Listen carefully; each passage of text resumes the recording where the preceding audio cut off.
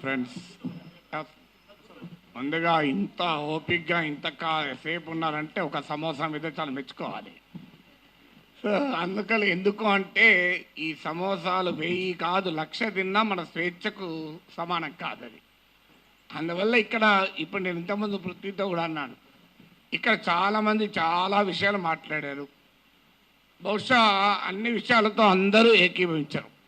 కానీ నాగరిక ప్రజాస్వామిక సమాజానికి ఉండాల్సిన లక్షణం ఏంటంటే ఏ అభిప్రాయాలు ఉన్న వాళ్ళైనా ఒక వేదిక మీద ఉండి మాట్లాడగలగాలి. అది నాగరిక సమాజానికి ఉండాల్సిన లక్షణం. సో ఇక్కడ ఉన్న వాళ్ళందరికీ ఒకటే కన్సర్న్ ఏంటంటే స్వేచ్ఛను హరించకూడదు. ఇక్కడ మాత్రం డిఫరెన్స్ ఏం లేదు కదా ఎవరికి. భావప్రజ్ఞ స్వేచ్ఛను హరించకూడదు. భారత రాజ్యాంగం కల్పించిన ఆర్టికల్ 19(1)(a)లో కల్పించిన భావప్రజ్ఞ స్వేచ్ఛను హరించకూడదు. హరిస్తే ఏం చేస్తారు? కేసులు పెడతారు. నేను అన్నాను అరెస్ట్ చేస్తారని భయమా సార్ అన్న. భయం ఉంటే యాంటిసిపేటరీ బెయిల్ పోతాను, నేను పోలే కదా అన్న. ఇంతవరకు యాంటిసిపేటరీ బెయిల్ పిటిషన్ వేయలేదు, వేయను కూడా. ఎందుకంటే నవ్వుతూ అన్నా, నా జీవితంలో చాలా అనుభవాలు వచ్చాయి, అసెంబ్లీతో సహా. ఒక జైలు అనుభవం రాలే, అది కూడా పోయి చేస్తే నా ఆత్మకథ పూర్తవుతుంది, ఇంకో చాప్టర్ అని చెప్పాను. సో అందువల్ల అరెస్ట్లకు భయపడే వాళ్ళం అయితే ఇక్కడ దాకా రాకనే పోయేవాళ్ళం. నేను 30 ఏళ్ల వయసులో యూనివర్సిటీలో అసిస్టెంట్ ప్రొఫెసర్గా ఉన్నప్పుడు Times of India group daily the ఇండిపెండెంట్కి ఒక ఆర్టికల్ రాశారు. అప్పుడు ముఖ్యమంత్రి నెదురుమల్లి జనార్దన్ రెడ్డి పైన glad to see him go అని రాశారు. అప్పుడు చీఫ్ మినిస్టర్ ఆఫీస్ నుంచి వైస్ ఛాన్సలర్ ఫోన్ వస్తే నన్ను పిలిపించాడు. ఏం నాగేశ్వర్, పెళ్ళై 4 ఏళ్ళు అయింది, కొడుకు పుట్టి 1 ఇయర్ కూడా కాలే, ఇప్పుడు మన ఉద్యోగం తీసేస్తే ఏమవుతుంది అన్నాడు. నేను తీసేయమన్నాడు సార్ మీ సీఎంను. ఒక 30 ఏళ్ళు అక్కడ ఇక్కడ ట్యూషన్లు చెప్పుకొని బతుకుతా, 30 ఏళ్ళ తర్వాత కోర్టులో సుప్రీంకోర్టుకి వెళ్ళి ఈ డబ్బులన్నీ తెచ్చుకుంటే జూబ్లీహిల్స్ ఇల్లు కట్టుకుంటా అని చెప్పాను.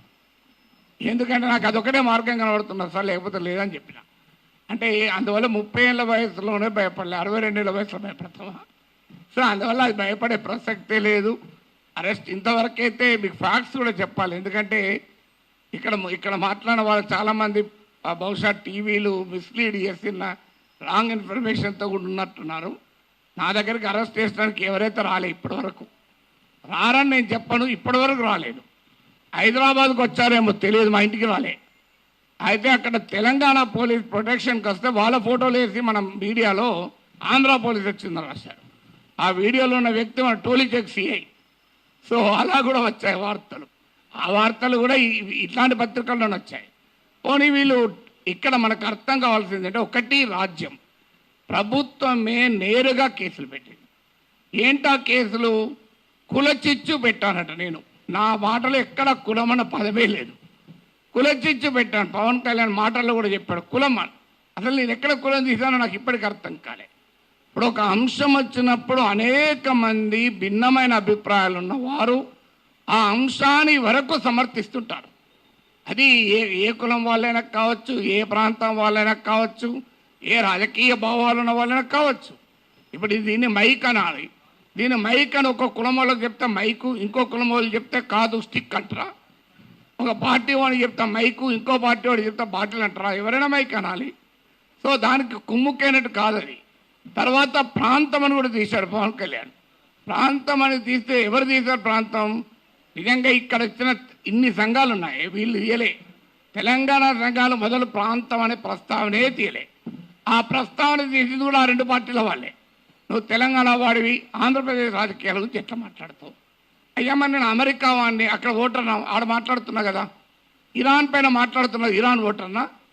ఇది ఎక్కడ సిద్ధాంతం అయ్యా? మీరైతే ఇక్కడ ఇల్లు కలిగి ఉంటారు, ఆస్తులు కలిగి ఉంటారు, మేము మాట్లాడకూడదంటే ఎట్లా? తెలంగాణలో ఉన్న పుట్టినవాడిని కనుక తెలంగాణ వాడు కనుక మాట్లాడద్దంటే ఎట్లా? అంటే కులం తీసింది మీరు, ప్రాంతం తీసింది మీరు, మళ్ళీ మమ్మల్ని కులము ప్రాంతం తీశారంటున్నారు. ఎంత ఆశ్చర్యమో చూడండి. ఇక అది కులం చిచ్చు పెట్టారని కేసు పెట్టారు. అక్కడ కులం ప్రస్తావన కూడా చేయలేదు నేను. ఇంకో కేసు ఏంటిది? ఈవెన్ నోటీస్ ఇవ్వకుండా కూడా అరెస్ట్ చేయొచ్చు 3 ఏళ్ళు.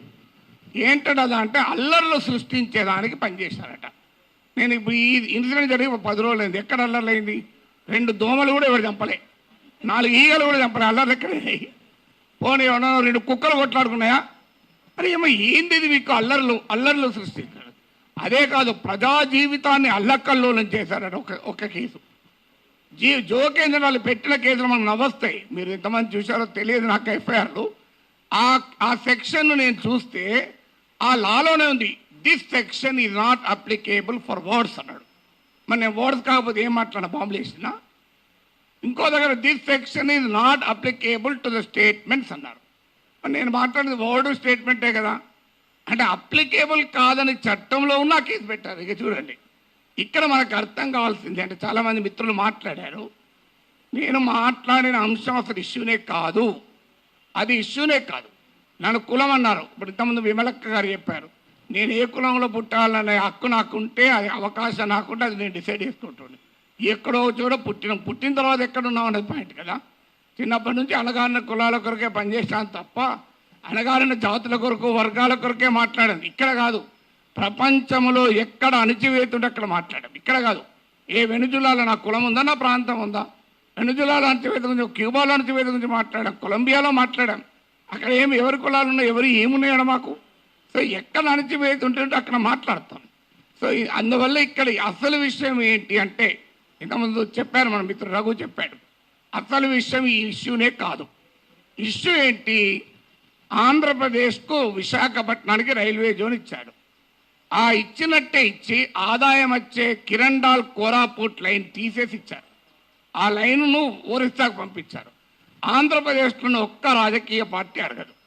నా పైన గంట సేపు డిబేట్ పెట్టే టీవీ ఛానల్ కూడా అడగవు. విచిత్రం ఏంటంటే, అయ్యా మరి ఈ రైల్వే జోన్ ఇచ్చారు, ఆదాయాన్ని ఇచ్చేదాన్ని తీసుకెళ్ళి ఒరిస్సాలో కలిపారు, ఇది అన్యాయం కదా అని ఒక్కరు అడగలే. నాగేశ్వర్ పైన 1 hour డిబేట్ పెట్టిన వాళ్ళకు ఆంధ్రప్రదేశ్ ప్రజల కోసం అవసరమైన ఈ ఒక్క టాపిక్ మీద ఎందుకు డిబేట్ పెట్టరు? ఆన్సర్ లేదు. ఇక మీకు మచిలీపట్నం పామర్రు ప్రాంతంలో మీకు విలువైనటువంటి ఆయిల్ అండ్ గ్యాస్ నిక్షేపాల్ని ఓఎన్జీసీ కనుగొంటే అత్యంత చరిత్ర జరిగిన దుర్మార్గ చరిత్ర గల వేదాంతకి ఇచ్చేశారు. తూత్కుడిలో ప్రజల్ని చంపినటువంటి వేదాంతకి ఇచ్చారు. ఇది ఆంధ్రప్రదేశ్లో ఏ ప్రధాన పార్టీలు రెండూ అడగలే. ఇక్కడ నా పైన డిబేట్ పెట్టిన టీవీ వాళ్ళు అడగలే. విచిత్రం ఏదంటే, కానీ నేను అడిగాను, అది కోపం ఏంటంటే ఇలాంటి ఉదాహరణ 100 చెప్పగలుగుతాను. అందువల్ల పబ్లిక్గా క్వశ్చన్ చేయకూడదు. అందువల్ల ఒక్కసారి బెదిరిస్తే దాన్ని డాక్ట్రిన్ ఆఫ్ చిల్లింగ్ ఎఫెక్ట్ అంటారు. అంటే బెదిరిస్తే వీడు నోరు విప్పడని. కానీ గుర్తుపెట్టుకోవాలి, ఎంత బెదిరిస్తే అంత బిగ్గరగా అడుగుతాం, పని కట్టుకొని కూడా అడుగుతాం. అదే నేను అన్నది. అదే అని యుద్ధం మీరు మొదలు పెట్టారు, నేను ముగిస్తాను అన్నాడు. మళ్ళీ దాన్ని పెట్టుకొని యుద్ధం చేస్తావట అంటారు. అయ్యా నేను ఏమన్నా అందులో క్లియర్గా నా ప్రజా సమస్యల పైన అంటే ఇప్పుడు ఇంకా దానిపైన కేసు పెట్టలేదు. బహుశా ఎఫ్ఐఆర్ ఛార్జ్షీట్లు ఆడి చేస్తారో తెలియదు. కానీ ఒక్కడు మాత్రం మళ్ళీ చెప్తున్నాను, మీరు అరెస్ట్ చేసుకుంటారా, కేసులు విత్డ్రా చేస్తారా, చెయ్యరా, అది మీ ఇష్టం. మేము మాత్రం మాట్లాడుతూనే ఉంటాం. We will die but we will not give up our right to free speech అనేది మా మాట. చావనన్నా చేస్తాం కానీ మాట్లాడే హక్కును వదులుకోము. నీకే అణిచివేత వేసినా దానికి మేము సిద్ధం, సంతోషం. మీరు వస్తారంటే చెప్పండి, టైము ప్లేస్ కూడా చెప్పండి, ఆడికి వస్తా, కావాలంటే అరెస్ట్ చేసుకోండి. Thank you very much.